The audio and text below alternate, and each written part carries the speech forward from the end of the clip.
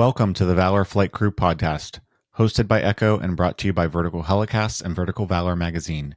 In this episode, hosts Blake Shrider and Mike Fadale sit down with Steve Soliz from Bell Helicopters. Steve takes us through his unique journey from serving as a medic to becoming a nurse, and now playing a pivotal role in shaping the future of public safety aviation. We dive into the importance of collaboration within the HEMS industry, the evolving technology that's driving innovation, and the challenges our crews face on the front lines. We'll also discuss everything from the complexities of maintaining clinical excellence in a high-stakes environment to managing the mental health pressures that come with this demanding work. Plus, we take a look at the global landscape of air medical services and how data-driven decisions and strategic planning are crucial to advancing patient care and safety. So whether you're a seasoned HEMS professional or just starting your career in public safety aviation, this conversation is packed with insights you won't want to miss. Thank you to our sponsors, Metro Aviation, Precision Aviation Group, and Bell. Welcome to the Valor Flight Crew podcast, brought to you by Vertical Helicasts and Vertical Valor magazine. Produced in partnership with Echo, Every Coast Helicopter Operations, the Valor Flight Crew podcast promotes the personnel and life-saving equipment behind helicopter air ambulance services. Join hosts Mike Fadale and Blake Shrider for in-depth interviews and expert insights from air medical personnel, pilots, communication specialists, and maintenance crews who play critical roles in airborne emergency response. Line 1 accepting. Copy, Line 1, gotcha, accepting. You're going to be talking to Red Feather 1 on LCEMS. I had 5 back-to-back fixed-wing missions one night when I was on the Navajo reservation, and it was a pretty dynamic. That's a long night. It was pretty dynamic because depending on what the patient's injuries were or illness was, determined where we went. So, like if it was a trauma, we'd go to Albuquerque, and if it was a cardiac, we'd go to Tucson. If it was a OB, high-risk OB, we'd go to Phoenix. And if it was a CT, we used to do the CT. They were called what we used to call them, wait and return missions, where someone got a head injury and we'd fly to Flagstaff, which is pretty close. They'd spin them, and if their CT was cleared, we'd fly them back. So it was nuts, man. And so one time I left my narcs in a ground ambulance in Phoenix. Whoops.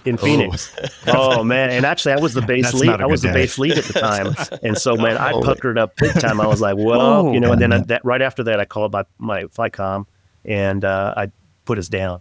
I put us down because I was like, I don't feel safe because how could I forget that? Right. How long did it take you to live that one down? Oh, it was just a couple of phone calls, but thank God I knew those folks. We flew in there so often. And I call on the supervisor. So he goes, we got locked up. I lived in Phoenix. So when we got down the next flight, we were able to pick them up. So it all worked out. But, to your point, Blake, you have to have some humility. Every flight crew member has to have humility. And also, I think a lot of folks do. And I did for 100% of the time. Even when I was a commander in the Air Force and I was commanding a squadron of 200 people. You have imposter syndrome, a little bit of imposter syndrome. I had this discussion with my chief flight nurse at Airlife. San Antonio Airlife was the last place I flew and worked. And my chief flight nurse, his name is Reggie. He goes, I was waiting for one day someone's going to find out I didn't know what the hell I was doing. And I was like, that's all of us, man. That's why you keep enrolling in classes. That's why I had every instructor certification under the sun, because you don't want to say, well, why did he give that drug then? You know what I mean? It's like, and then also not just doing it because you're an algorithm guy. You have to understand why you're giving it. And so that's the most important thing about it. You're not going to be able to fake your way through this career. Right. Exactly. You're going to get found out. Yeah, for sure. And that's a good thing. I think that's part of the challenge, right? That's part of the fun of it, if you will, is always having to be on top of your game and continually evolve with how we're practicing this medicine. Because I think a lot of days we are practicing. One of these days we'll get it right. Yeah. But it's something that's deep, deeply ingrained in each of us as far as how we, move forward with the care for these patients and the practices that we do. It's imposter syndrome is real. It definitely is. I absolutely love that phrase for a lot of what we do, just because I feel like there's, nothing is ever the same when we go out there, and we're making it up half the time. So one of these days, somebody's going to figure it out. Yeah. And the best thing about it too, within our industry is being able to kind of just cut it up with each other, really bust each other's beans and, and have that it's friendly because, we have to have a lot of times dark humor because of the job, because of the stuff we see, some of the most horrible things, but being able to cope with that way by having a good tight crew, good leadership with open communication, it's imperative to keep your team intact, right? And keep them healthy, because that's one of the big things too. And this is also, actually go back to Echo, being able to do that whole mental health aspect of it, really pushing it, doing it out there, for the longest time, they had a critical incident stress debriefing, teams and stuff. And now it's readily available, it's a phone call away with Echo. And it's a big deal. When I came back from my first deployment to Iraq in 2001, 2002, I was in a team of 4. And what we were doing, we were co-located with a combat support hospital in Balad, and it was just set up. I mean, we were intense. When we first got there, we were bathing out of with jerry cans and buckets. It was that raw. It had we had just invaded Iraq. And when we got back, we saw a lot of stuff. I was there for the UN bombing that happened there in Baghdad. We had a mass casualty there. Then there was a Chinook that was shot down by an RPG. We had another mass cal there. And that was stuff I was trained in and I thrive in from my, HEMS background. I don't want to say thrive, but you're prepared mentally for that stuff. But the rest of my team worked. I had two radio operators and a medical service corps guy, and which they were amazing people, but when they came back, there was nothing. And then so I think about 6 or 8 months after we got back, finally a mental health team showed up and started talking to us. And I kind of gave them a piece of my mind. I almost said, I don't know if this is a PG-13 or rated R or rated G. Well, we'll try to keep it 13. I won't say it. Yeah, I just said I was going to say I gave them the ass, because I was like, these people really, really needed help.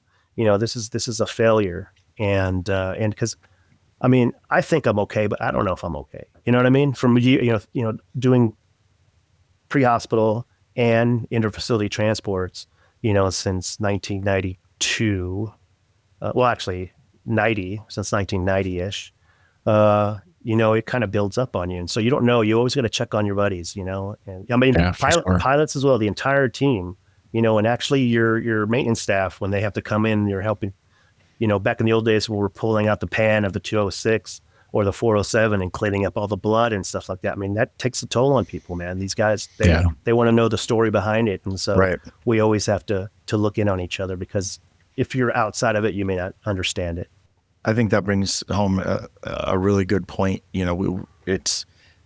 don't think there's been one podcast episode yet where there isn't any type of, mental health tie-in, but I think it just further reiterates, whether you're a government funded agency, private, public, whatever it is, it's so important that we all have these discussions and make sure everybody's in on it, because the pilots up front flying, they're doing their job. They're getting us from where we picked up this patient to where that patient needs to go. As much as that impacts us in the back, how do we know that, that our pilots are very aware of the patients that are coming into the aircraft, right? They're seeing the patient, come in. And, sometimes they'll ask us, we have awesome pilots. They want to be involved, like when we unload, but I feel like sometimes they're often forgotten in these CISM debriefings or anything, because we focus so heavily on the work that the med crew did, and rightfully so, but also at the same time, like, we should be offering, we should be asking if they want to participate, if they have any feelings on that, and they should be afforded just as much as an opportunity to speak their mind, because who knows what's going through their mind when they see that patient. There could be some type of, relatability to that. Is it a child? Is it, someone that resembles family member? Who knows? I feel like it's really important that we just really try to include everybody on that team. We all 3 or 4, we need each other. Yeah. When you're doing your post-flight debriefs, no matter how you do it at your agency, and you're sitting around the table, if you happen to have the time, we used to sit around the table and we'd go over the mission. And if they don't feel comfortable at that point, because even though you're tight, sometimes some of these things are difficult to discuss. Having in your SMS and SMS policy, because I expect that affects your operations, right? That's your operational risk management, is when your pilot or any part of your crew is not doing well. If they're in the yellow, that needs to be updated, right, to your communication team or your OCC. But being able to have, if they don't feel comfortable doing it right then and there, an avenue to report it, like the old ASAP program from 100 years ago, the anonymous reporting. But you obviously have to identify yourself if you need the help. And so there's, being able to admit that I need help it's not a big deal, because for the longest time in the Air Force, we never said anything about ourselves because we would lose our flight status. They would take us offline, and if you're not flying and you're in an aviation career field, it's the worst thing in the world. You know? For sure. And so that's where you got to take that stigma away. I certainly appreciate you having that, open discussion about it, because I think that is, as Blake said, this has been something that's come up in pretty much every episode so far. And I think that it will continue to come up across many different avenues, because we as an industry need to recognize that we need to do better, and we need to take care of each other better. Yeah, that we're not bulletproof. We all think we are, you know what I mean? But then there's always going to be that call, right, where it's like, holy smokes. Right. Whenever people ask me stuff like that aren't in this, and they ask me about a call, I usually don't share anything with them, but then I always remember one. I'm like, oh my Lord, that was a terrible day, Yeah, we all have them, for sure. Yeah. So continuing on with talking about some of the access and some areas that you end up traveling to across the world. You mentioned you've been flying now since 1990-ish as far as in the patient transport world, and obviously have traveled to various areas of the world to help out with EMS programs and building those up or building them out and helping them kind of meet their needs from a Bell perspective, right? You've seen a lot of changes in the industry over the years. You've seen a lot of trends in care that we've provided. You've seen how advanced we've gotten in this particular country. And now you go to some areas that are maybe very underserved in other parts of the world when it comes to helicopter EMS services. Do you kind of feel like you're taking a step back in time when you end up going to those places and some of the care that's being provided, or how are they managing those particular situations where they may not have quite the access that they should have in those areas, and how are they providing the care that they need in those timeframes? Yeah, that's a good point. I mean, going back to like my roots, so to speak, it is kind of a refreshing thing, actually, because it kind of speaks to my point about just because you can, that you should. Being able to work and flying with those guys and talking to the folks down in South Africa, and seeing that they're flying and they're having really good outcomes with their patients. They are data driven, and they would make a change if they saw that something was needed.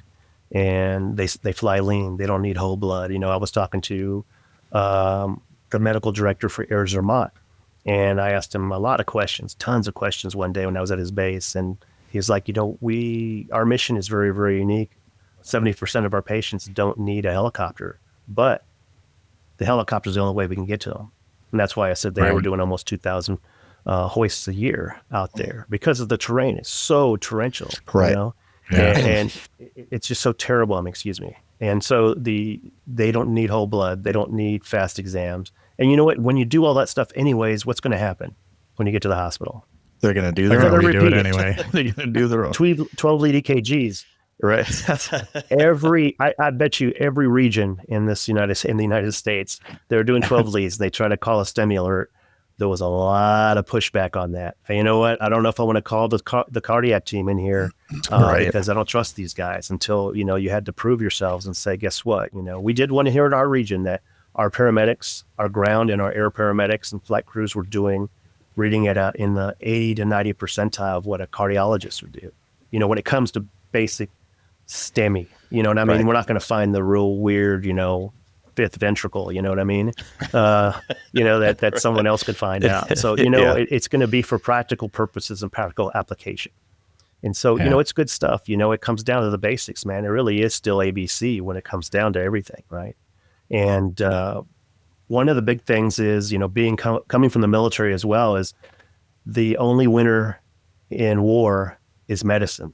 So coming out of the Iraqi freedom, et cetera, was, how we approach shock and how we treat shock. Right. And especially when you're doing long transports, and so, permissive hypotension was a big thing that changed everything. Then we found out that some of the blood trials that people were doing for the last, 30 years were wrong, that we were just flooding these patients with fluid and it wasn't a good thing. We were hemodiluting them, we're causing more problems, which actually makes sense. Right. Because we used to joke around with that. Say, hey, I started a second IV and I came out and it would look like Kool-Aid, you know what I mean? Bleeding And clear, right? Yeah. And I was like, what are we doing here? And so that stuff changes, and it's good basic medicine. Thank you to our sponsor, Metro Aviation. Metro Aviation, the world's largest family-owned aeromedical operator, offers comprehensive aircraft services with 140 plus aircraft in over 25 states. The Completion Center installs medical and law enforcement kits and avionics, serving diverse aviation needs including offshore, utility, VIP, and corporate sectors. We have better medical oversight than we used to have. I'm talking about 25, 30 years ago. Totally engaged physicians that some are actually will actually employ full time with the organization. Because when I first started as a kid, a lot of the physicians, well, especially for ground ambulance, were kind of like Dr. Jones, and Dr. Jones was over 35 different EMS agencies, and no one's ever met him. Exactly. He was just a signature on the protocols, and you can't have that. We have an obligation to the community, right? Because once we betray that trust, then we're done. We can't do it anymore. So they do that back in these other areas. And that's one of the things I'm really trying to impart on them, is that for them to be and really kind of hang their hat on being clinical experts. Because you have to sell yourself to the community. Part of that is understanding, especially when you're new, right? HEMS didn't exist in country B 10 days ago. Now we got a brand new helicopter. How are you going to get these people to understand what you're doing? Right. And so it's a slog, but it's good work, and being able to be here. One of the things I do when I travel a lot, I give a presentation on North America HEMS, and I talk about where we came from, how we evolved, and also how terrible we were, especially when it came to around 2008, when we were just crashing so much, and we actually had congressional hearings or safety stand downs and stuff. It's like we had to actually have federal government involvement, say you fix it or we will. And that's something that's good. That leads me into my next, our next part, Steve. And I know this is a hot topic, but when we talk about, we owe it to our communities, the communities that we serve, they're putting their trust in us, right? And we owe it to them to be our best. So one of the hottest topics is cost, right? Helicopters are not cheap, but also, flight nurses, flight paramedics, flight physicians, RT specialty teams, we're not cheap either. I mean that with the most respect, because there's a lot of education. And I think you said this earlier in the podcast, not only is it like the entry level education, it's how do you get your crews from a leadership perspective, the continuing education? Well, it involves cost. So I'm sure we can all agree that in this industry, that's just been something that's been obviously contentious. So how, from your perspective, at least maybe from working for Bell, how can you help, or how can we as an industry help drive to continue to make sure we're doing clinical excellence, but also being fiscally responsible and making sure we're balancing both and doing it responsibly, ethically, and making sure we're providing the best care, and just not frivolously spending, but also not underspending because of, fear of, what could be or the unknown. How can we manage that? That's a great question. That's a huge challenge for the industry, because 80%, I want to say, conservatively speaking, 80% of all HEMS operators' costs are fixed. So it's going to be the same amount of money if you don't turn a blade or if you're turning a blade, right? If you're not turning a blade. And so, what a lot of organizations have done, have created foundations, even if they're for-profit organization, they create a foundation that's a non-for-profit arm of that for the purpose of education, because it can be, you'll have that you'll have that as a line item as education. But then again, like I said, depending on the organization, that education may just be just for your chief pilot, your chief flight nurse, maybe 2 crew members, and then maybe your CFO if there's some type of financial like HFMA or something like that they want to attend. Right. And so you have to be able to have a golf tournament or something like that to help put that money so you can support your crews. Also being able to host events, trying to talk to organizations, like HEMS and all these other professional organizations, right? They try to bring them into certain areas, Right. and go to where the big programs are, at least an area where it's like, hey, geographically is a good place to have a conference. In the UK, all of those organizations that are flying HEMS are all charity. They only fly due to donations. And so Right. their business model is totally different. Obviously, they have to cover costs. They have Sure. they have to cover the cost of the aircraft and their DOCs and their crew salaries, but they're extremely lean. And so they rely on the community to donate to keep that thing going. And they have a reimbursement system there that's a little bit less than ours. They're socialized medicine. Obviously, they get covered there when you're a citizen in a lot of European countries, and so their costs are a little bit more controlled. As you know, we have really high healthcare expenses here, medicine Right. expenses, and it's just the nature of the beast. It's just how our country is built. And so, I think that's how a lot of big organizations do work around it, is doing a not-for-profit arm to help fund that, because hopefully no one's going to be turning away their crew members and their employees from going to a conference when they really, really need to, and to Right. get their CEs, because it's, and also plus when we get hired, we have a mandate, right, for X amount of continuing education hours per year that have to be, they can't be, something lame, like it's splinting, It's got to Yeah. be something in Critical in care. critical care, right? Absolutely, and it should be. And that's regulatory, right? I mean, that comes from legislature, that comes from the people within each state that make these laws. Mm-hmm. When we talk cost, and people, and I've been a part of it where people are like, how can you justify this amount of money? I don't know. I don't even know how to answer that question. We try to do this because we're trying to save people's lives, and we're trying to help people.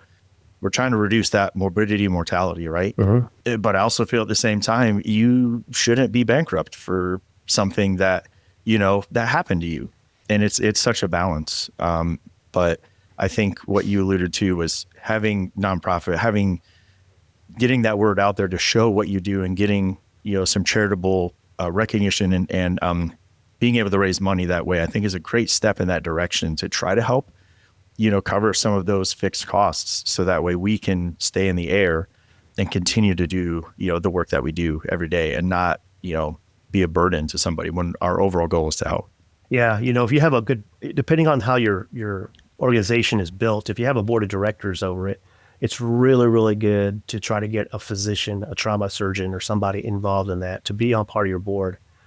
But you got to be careful, right? Because there's some anti-helicopter guys out there, so you got to pick the right guy, That is true. or gal, excuse me. And so, Screening process. and that's what I try to impart too. When I'm saying, hey, you got to find a champion, a medical champion in your community that'll help support it. This is when I'm going to new markets.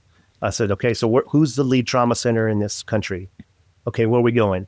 Let's find out. Let's see who's publishing out there and who's doing stuff on trauma and arrests and this, that, and the other. We'll try to find whoever that person is. And I said, you need to hitch your wagon to that guy or gal, to that person, to let them know that they will advocate for you. Then you have to talk to them and say, and help and help bring this really valuable resource to your country. And so, we got really, really lucky when I was here at San Antonio Air Life. On our board of directors was one of the trauma surgeons here from University Health System. It's a level 1 trauma center that does a lot of amazing stuff here. And he was also one of the on the board of the American College of Surgeons too. So, you get those guys that are heavy hitters. They're going to advocate for you all day, every day. I think it's interesting though, talking about some of the costs within the industry. And I think we focus a lot on the costs on the medical side of the house, but we preach safety in this industry, and we've come a long way over the past, 10, 15 years as far as safety goes in the HEMS industry. But all of that also costs a lot of money.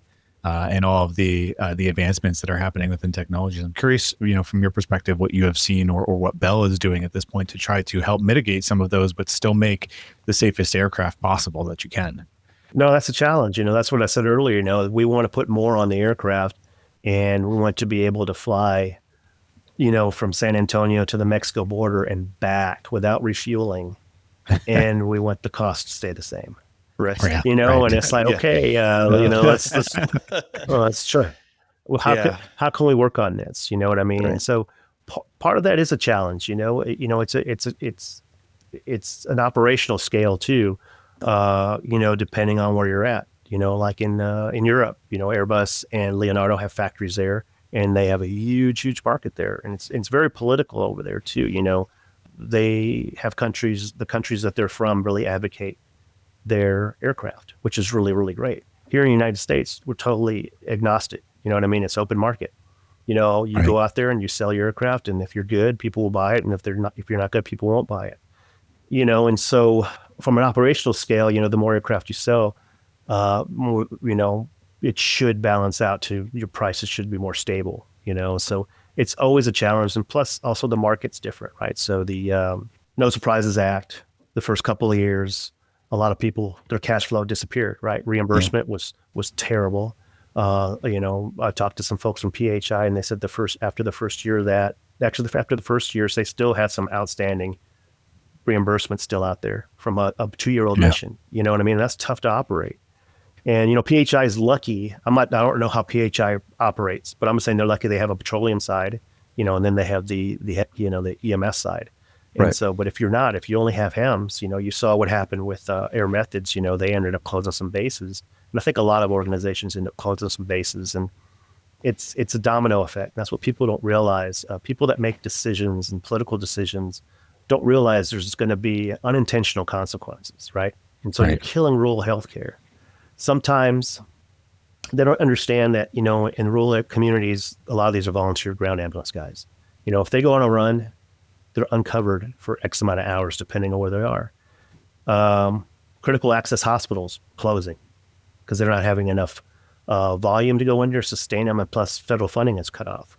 So it's not a singular column issue. You know, it comes down to the patient, right? It comes down to the community members. You know, the VA was getting ready to cut reimbursement next month from 100% essentially to 30% for HEMS. Wow.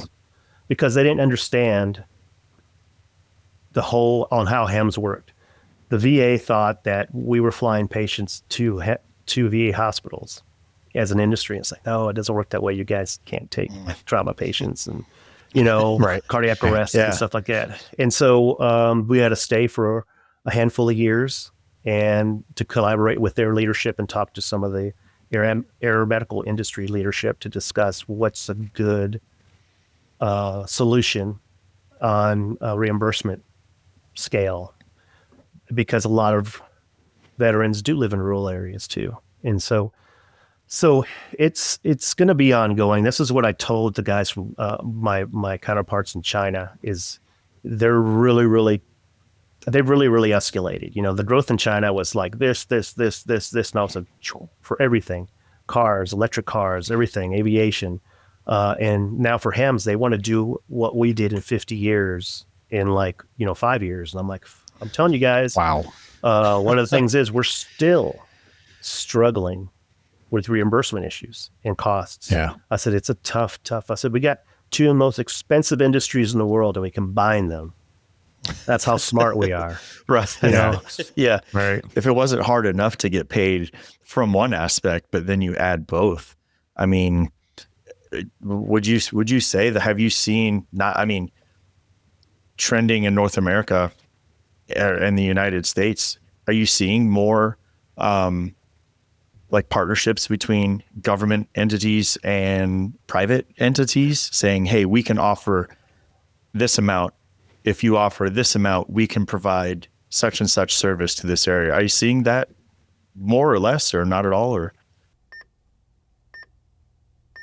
Thank you to our sponsor, Precision Aviation Group. Mission critical operators and fleet managers rely on Precision Aviation Group as a worldwide leading rotor and fixed wing MRO provider. PAG provides tip-to-tail solutions in 4 MRO segments: avionics, components, engines, and manufacturing DER services. A single point of contact gives you access to over 150 million in inventory globally, 24/7. Just call 800-537-2778. Precision Aviation Group. Others sell parts. We sell support. Not so much in HEMS. I think it may be in law enforcement and fire, parapublic more. And it's kind of a weird deal. Like, so you know that, you guys know this, EMS is not an essential service, right? To kind of set up a city, just say the three of us were to go set up a city today, by law, by federal law, we'd have to have law enforcement and fire. Right. Law enforcement and fire. That's it. You don't have to have EMS. You don't have to have EMS, right? And so that's a problem. Yeah. So I think that's a great idea, Blake. And I'm going to stand behind you as you start this next push to actually, I mean, I think it's brilliant. I think actually the government should, and people don't be doxing me and sending me anti-government stuff, but I mean, the funding portion of it, us being able to have an oversight of it, like regional or county or something resources to actually have HEMS underneath them, because that actually helps with the reimbursement and helps do a good vertical integration of everything. They have aviation ops. Just say you have aviation ops for a county or a region. Well, for government wise, it has to be a county, right? So then you have your law enforcement, you get your fire, and it's your HEMS, and they all have the same hangar. They all have their same certificate to operate under, and all this stuff. I mean, and it makes sense. It's economy of scales, right? That's what really, really makes sense. But I don't think people are going to go for it. I think it's interesting when we say that the EMS is not an essential service, but yet when you look at where does the revenue come from? Is your emergency medical services, treating and transporting patients, and it's like for us in this industry, like that, it hurts, when somebody says that, when we look at the fire aspect of things, fire prevention has come such a long way in many years, to just building construction to materials, and fire prevention has done exactly what it's supposed to do over the years, right? Which is save lives, and so, depending on where you're at, especially when you talked about people that are volunteer or rural, if your fire service is volunteer, right? And you have a structure fire, depending on where you're at, it could be a while before anybody's able to get there to help with that structure, versus you're in a large, metropolitan area where you're surrounded by, fire service. In the pre-hospital world, we're looking at, or we're seeing, who is it that's providing the EMS care? Are they cross-trained? Are they firefighter paramedics? Are they just an EMS service?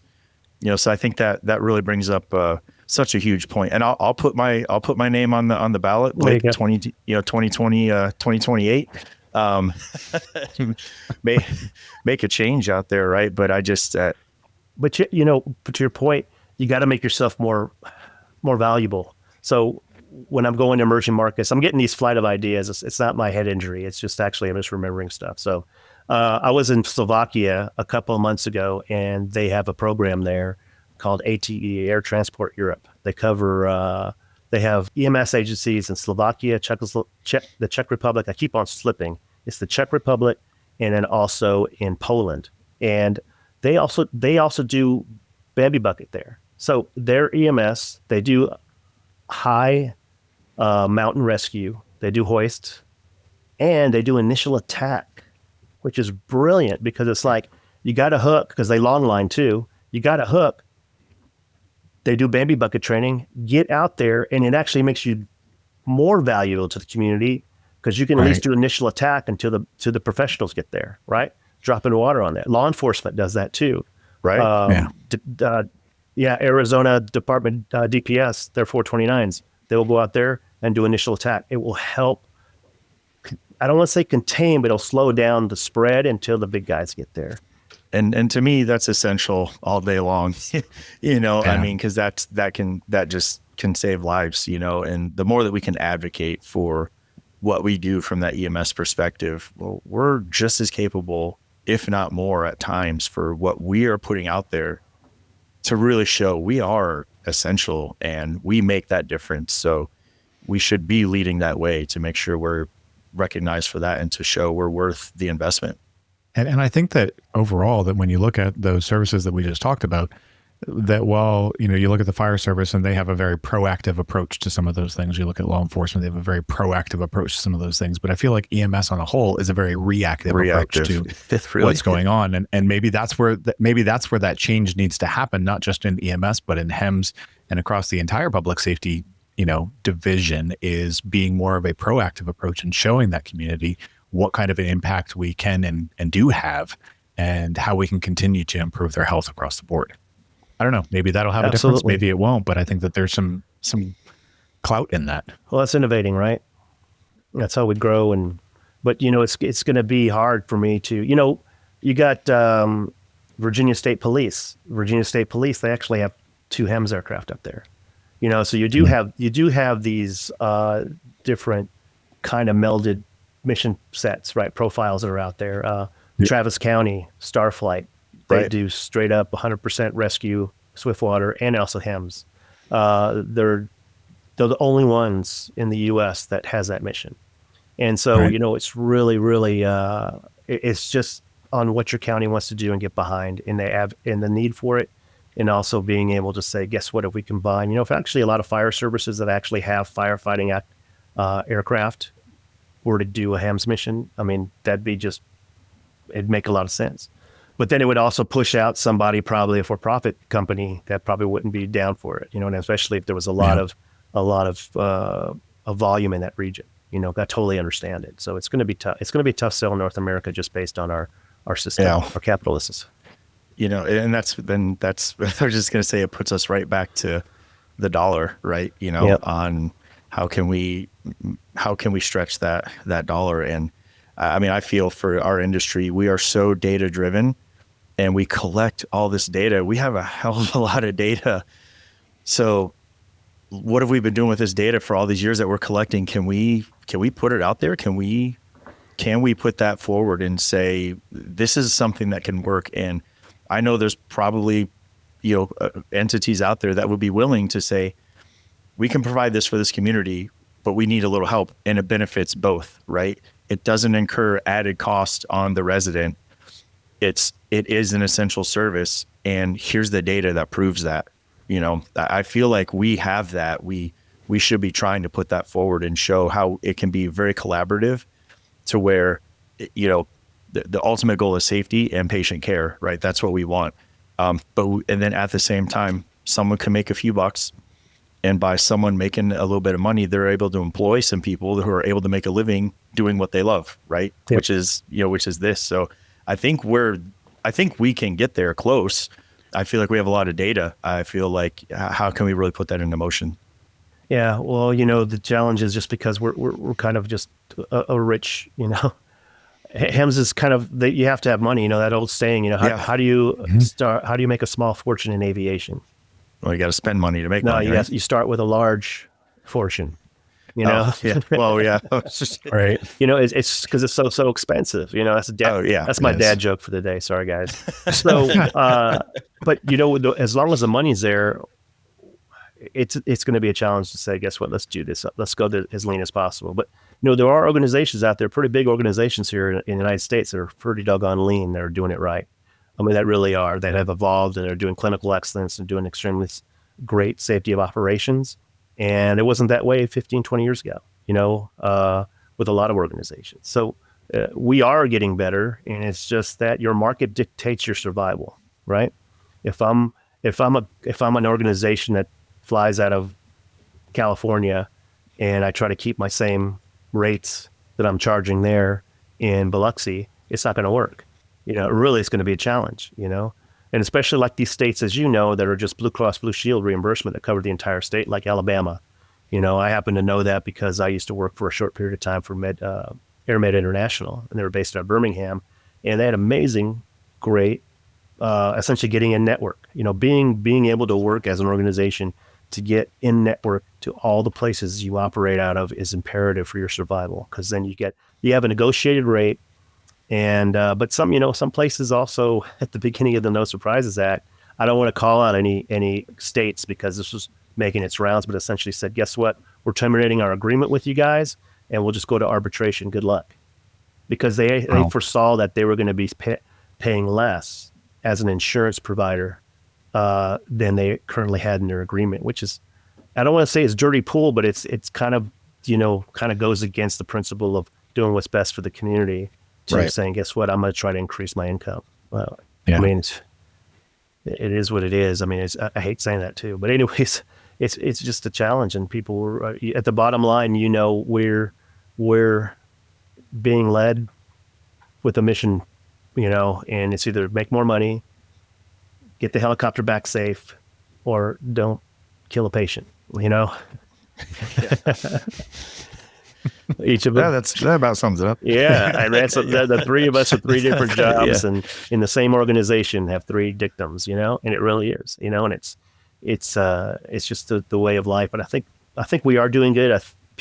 It's really funny. People thought that the No Surprises Act was really going to re-level the environment and the way HEMS operators, the number of HEMS operators, because currently we have around 1,100 helicopters ish operating in the United States, and it's a lot. And the second largest country after us is Germany. They have the most helicopters operating, and so. But then Germany is also dealing with some issues too. They're being chased out of some metropolitan areas because of noise, and sat near them like, oh my God, I remember this. I remember this when I was setting up bases in the 90s. Oh, not in my backyard, and.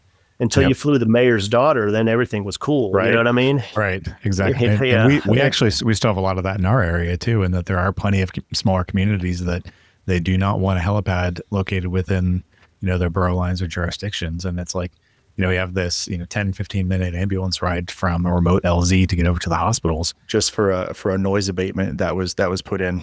Right. And I've said for years, all it takes is a council member's family member to need to be flown. And then all of a sudden we'll probably have something changed. Absolutely. Yeah. Strike when the iron's hot too, man. Right. All right. So we kind of talked a little bit about some of the proactive approaches that EMS can have in the industry. Taking it back to Bell for a little bit and some of the technological advances that you guys are putting into your helicopters that are helping the HEMS industry. You mentioned LiDAR before as one of those newer technologies with better wire recognition. Some of the things like GPS approaches and some of the safety enhancements that we discussed last week. I was wondering if you can kind of tell our listeners a little bit more about some of those things that the Bell is working towards that's really helping to advance the industry and being proactive in safety. Bell is proud to sponsor Vertical Helicasts and their vision to hold meaningful mission, safety, and best practice conversations in the helicopter industry. The lessons learned from these conversations will undoubtedly shape the future of both new and veteran helicopter operators.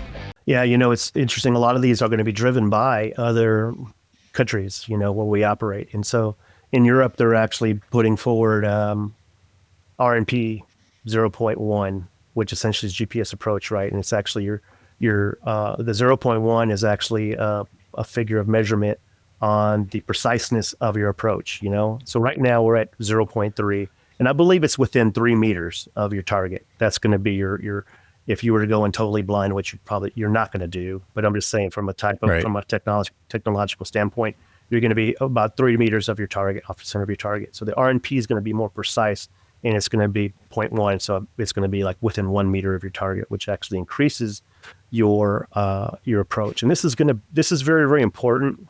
Can you imagine like in large metropolitan areas where there's a lot of tall structures, right? When you have a really, you really shouldn't be snaking between skyscrapers or anything like that, but still, no, don't recommend. Even though I did see that in a movie one time, and but that's the purpose of it, right? And that's the selling point too. So even in aviation, you will see things that we're addressing a problem that doesn't exist right now. And but you kind of have to, right? You have to kind of say this is what's going to happen. I think the biggest thing that Bell's really, really excited about is our fly-by-wire technology, and so hopefully the 525, which 525 does have an opportunity to be a HEMS platform, but it's a 16 packs aircraft. You know what I mean? It's pretty big, so but it just happens to have the ability to convert. And I think that's because a lot of times when you have these missions and these offshore contracts, you have to have the ability to also do rescue. But the technology within itself is pretty dynamic, and to be able to fly with just electronic management and a joystick It's something, obviously that all major large bodied aircraft, jumbo jets have been doing for years. Our Osprey has been doing it for years. And it leads to higher safety, lighter weight, more payload, et cetera. And so that's just going to be the beginning of it. And and this is where innovation comes from too. A lot of the OEMs do have military arms of their organizations, and that's where you get to develop some really cool advanced technologies, airframe components, and technologies to enhance warfighters' ability to survive in a combat environment, which then actually will transition eventually to civilian applications. Let me see what else we're excited about at Bell.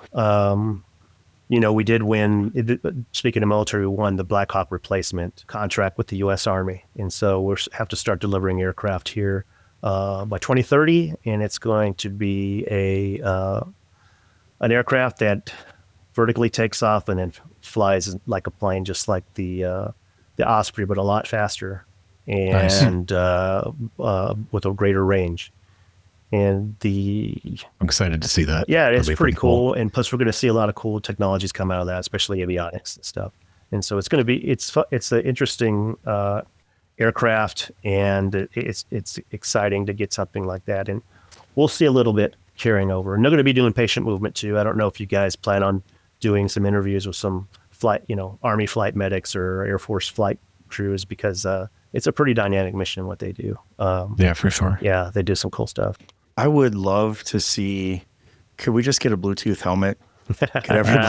Could we all be able to just like get in the aircraft and just not have this giant comm cord? You think we'll see that? Well, you know what? I don't want to give a plug. You can get these guys as a sponsor, but Axnis has a Bluetooth wireless headset that you can get aftermarket. It's dynamic. It's perfect for hoisting too. And so I'll email you guys. You probably want to cut this out of your thing because it's going to be a free advertisement. But they do really good work, and it's pretty cool. And this is exactly what you need. You don't have to even push a button if you were to have a radio on you. You don't have to do anything. It's actually, you can put it on Vox, and it's perfect for scene calls and everything else. I'm not promoting them. I just think it's really super cool because the cord issue, when I'm out there and we're doing startup and I'm on a cord in front of the aircraft, in front of my pilot, you know what I mean? 10 feet of cord. All clear. Yeah, you're not even clear the rotor disc. Exactly. I bring it up because I saw there's one of the fire departments here just got a brand new tiller truck, and it's amazing. And all the guys have a Bluetooth wireless headset. Mm-hmm. They can get out, walk around the apparatus. They can do everything and be in constant contact with each other, from somebody going all the way up the ladder to the guy down on the ground to the engineer running. Like, I was like, man, like this technology exists. Can we get that in an aircraft, please? Yeah, it's line of sight. Yeah. So the range is pretty dynamic, and then you can drop someone in the water if you guys have that mission, and they can still talk to you. It's awesome. Yeah. Wow. Yeah. It's out there. All you got to do is ask for it. I don't know if we can afford it, but I'll try. Yeah. But I love to see a lot of these advancements in the technology within the industry and in making all of these things safer. Anybody who's been up, for myself not being a pilot but sitting up front and seeing the workload that my single pilot doing IFR is undergoing during those circumstances, especially when you get into some of the busier metropolitan areas and the communication and coordination with air traffic control and all of the things that are going into it, having a lot of these systems being more automated and user-friendly and geared towards what pilots need in that moment. I love to see a lot of those things transitioning in the industry to make that job easier and safer for them overall. Yeah. And so it's cool to hear about a lot of the things that you guys are doing at Bell. Yeah, a lot of the display units now are actually touchscreen, and you can actually just say the three of us were pilots, we could actually program that aircraft display exactly how we want them, and it'll all three be different. Like, you want to monitor this, and you want it like this, and it's so cool. I don't think that's extremely Bell centric. I think that's just the avionics part of it that are actually evolving, right. And that a lot of the OEMs use the same vendors on those, and so it's good stuff. Anything to take that task saturation and mitigate that, is key, especially for these guys. Like I said, for us newly doing IFR, watching them, just having to do all the controls, do all the inputs, make sure you have the right altitude, keep, it's so much going on. Anything to make that simpler and safer. Yep, that's one of our buzzwords, right? Decreasing pilot workload. You gotta do it. I'm excited, like you said, Mike, about what's coming over the horizon on some new technologies. And I'm a small cog in my organization. I usually joke around. I'm like, I'm always the last to know. And it's, I should see if you really don't need to know this stuff. I was like, yeah, I know. But the stuff I try to get, I befriend as many engineers as I can within the organizations. I get to hear all the cool stuff that we're doing, and just for my own self-education, being like a brand ambassador when I go out and travel is such a great opportunity for me. And it has nothing to do with the travel. It's just influencing people, right? And like being able to talk to people and assisting people. I think we all have that instilled in us as being able to, wanting to help somebody, and when someone says, hey, half of my job really is just putting people together, right? So like someone says, hey, we're thinking about a blood program. Like, hey, I got a guy, let me share your emails if you don't mind. And then you guys can take off and start talking about it, because last thing you need me to do is be in the middle of it, because my blood transport knowledge stopped about a decade ago, And so, but I still think it's cool in your particular position, being able to meld the aviation industry and the medical industry together to make a very unique product specific to those particular areas and what is needed at that time. It's a very interesting way to be able to really bring both aspects together from your nursing background as well as from the aviation background, and really tailor things towards the areas and industries that you're working in at that particular time. And I think it's a really unique experience you have. I was fortunate, just like to use your word earlier, serendipitous, being here in San Antonio. It's the center for a lot of medical research, especially when it comes to military research. The Institute of Surgical Research is here, so it used to be the worldwide leader in burn care, and out of that came a lot of trauma studies, dog studies, etc. And so being able to work and be on working groups with some of these innovative physicians in this area, and also our trauma system here in the San Antonio area has evolved from us being sitting around a table like in 1994 of like 10 guys and gals, and to now being 40 meetings a month on different. I mean, I'm not involved anymore, but like on like on behavioral health, on stroke, on this, on that, and just improving the region and making the leadership there is just phenomenal of our trauma systems here and within the state of Texas. I've been just fortunate to be on the periphery and be able to participate on that stuff. And I think being, one thing that, folks listening to this podcast is take those opportunities and volunteer, and don't be afraid to join these organizations within your area, because it makes you stronger, but then it also makes your organization stronger. Because then you can say, guess what? I went to this meeting, boss, and this is what I found out what they're doing. So we need to be prepared for this, it's like, holy smokes. And I find each and every time, you go to a conference or you go to one of these meetings and you see some progress moving in a direction, or you see a new and interesting concept or way about doing something, it really just reinvigorates the passion that you have in those in the industry itself and how we continue to move things forward. And I think that's the cool part about all of that collaboration. Yeah, absolutely. You got it. Well, Steve, thank you very much for having the discussion with us today. We really appreciate you joining us on the Valor Flight Crew podcast. We've covered a lot of topics today, and certainly probably could make an episode individually on each of those. Oh, for sure. But we really appreciate you kind of scratching the surface and having this conversation with us on all of these different topics and trends within the industry. I think there's certainly a lot more to talk about, and we'd love to have you back on in the future to have some more discussions as we continue to advance within the HEMS industry. But thank you very much for your time, and thanks for joining us today. I really appreciate the opportunity, and also you guys have a great format here. Well, thank you. We, again, we can't thank you enough. And with guests like you that we continue to have, it's only going to just continue to make this possible and get our mission out there. So, man, thank you, Steve, so much, very much. Awesome. You guys have a great week. Take care. Thank you very much. And also a quick thank you to our listeners for their continued support for Vertical Helicast platform and the Valor Flight Crew podcast. Have a great one, everyone, and we'll see you next time. All right. Take care. All right. Bye. Thanks for joining us for this episode of the Valor Flight Crew podcast. Don't forget to like and subscribe to hear more stories that promote the personnel and equipment behind the missions in public safety aviation. Lastly, stand by for a message from our sponsors. Bell is proud to sponsor Vertical Helicasts and their vision to hold meaningful mission, safety, and best practice conversations in the helicopter industry.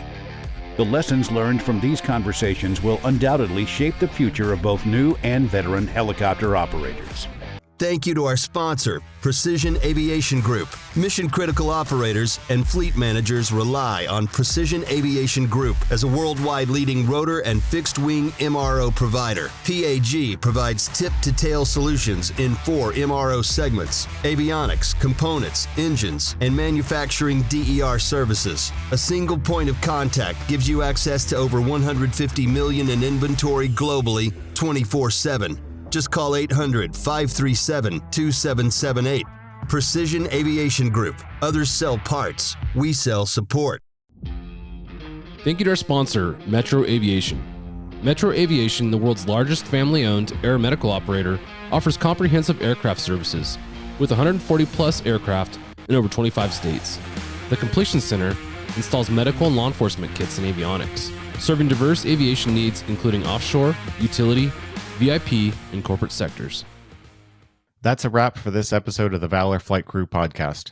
Thanks for tuning in, and a big thank you to Steve Soliz for sharing his incredible journey and insights into the world of public safety aviation.